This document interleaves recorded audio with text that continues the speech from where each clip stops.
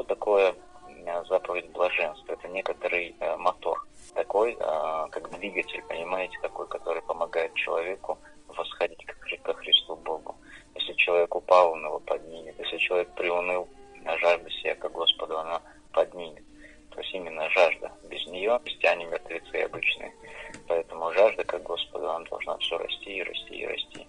У духовника самая главная задача через вот эти вот жажды откопать в человеке, то есть и соединить через эту жажду, через эти таланты со Христом Иисусом самого человека, душу человека, сердце. И вот насколько человеку дано от Бога силу крепости любить, настолько у него и будет жажда проявляться.